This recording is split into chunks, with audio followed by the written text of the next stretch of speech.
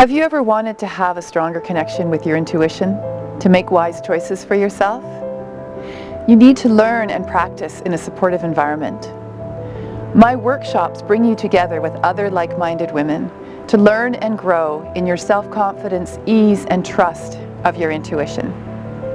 Here in Workshop Wisdom, you'll find some of those inspirational insights that we share. So we've sent these beautiful words around. And I'm going to take mine. Darren, did you take mine?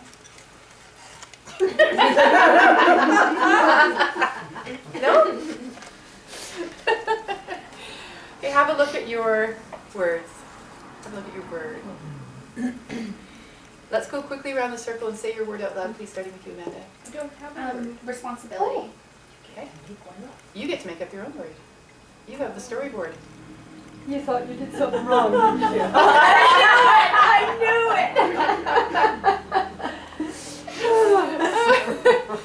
it! Okay, sure. I'm sorry. I didn't hear the first one. Sorry. Responsibility. Spontaneity. Gratitude. Okay. Beauty. Okay. Enthusiasm. Adventure. Joy. Passion. Harmony. Beautiful. Faith. Efficiency. Forgiveness. These are all high vibration words. Okay.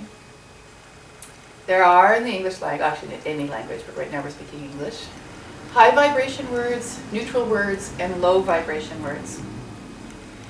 Low vibration words are the words that you get stuck on. So to give you an example, the word hard is a low vibration word. And when I say low vibration, what I mean by that is that we have the tools and the technology to actually be able to measure the vibration of every single word that we speak. We also have the tools to pick up on the vibration of everything around us. So we know now that everything vibrates at a certain frequency, and that sometimes those frequencies align, and sometimes they are at odds with one another. If you want a life full of joy and abundance and ease, stop making it hard on yourself. When you say it's so hard to find a good job, it's so hard to find a good partner, it's so hard to find a good house, guess what? It's hard. It's really hard to do those things. Because you're communicating with your body when you say that. So your body goes, okay, I guess it's hard. And the universe steps back and says, can't get in there yet. Life can be really hard, no doubt about it. This is not a picnic, this life, these lives we lead. And they're amazing, and they're fascinating, and I love being here. And then shit happens, and we go through it. If we look at it and say, it's so hard, then, as we talked earlier, the reality of that will find us, and we'll see lots of examples of how hard it is. But if you took that word and you changed it to challenging, even just feel the vibration. Hard, challenging. What do we do with a challenge? You need it. We meet it. You rise to it. You face it. A challenge is something exciting. You think, wow, that's a real challenge. Even if it's a challenging day because lots of things are coming at you and you're just feeling exhausted and in pain at the end of the day, if it's a challenging day, you're more likely to see the bigger picture around why those challenges are manifesting than if it's just a hard day. Every single word that we have picked up has a meaning for you right now in this moment. You know what it is. You know why that word found you and why you chose that word. Okay, we don't, yes?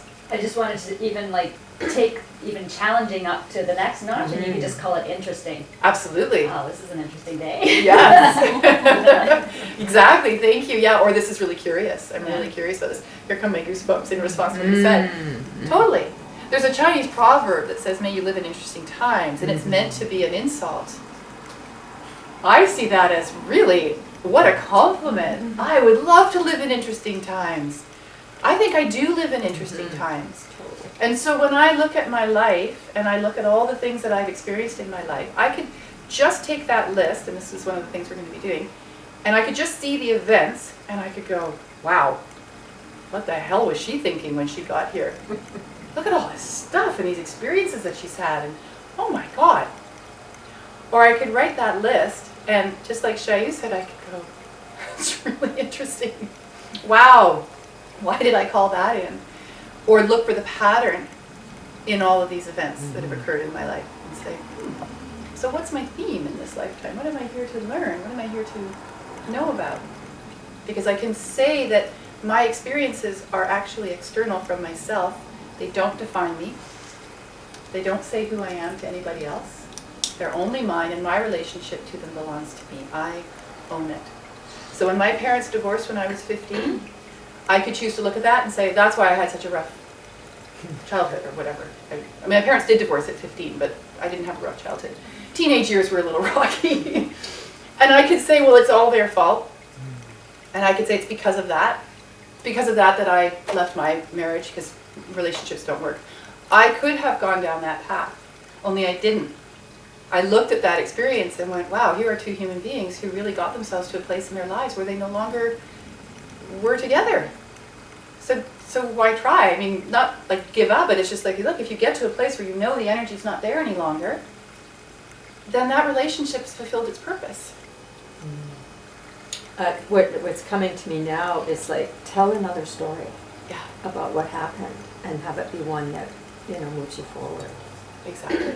Yeah, or just change your relationship with that story. And you do that by changing the words that you use to describe that story.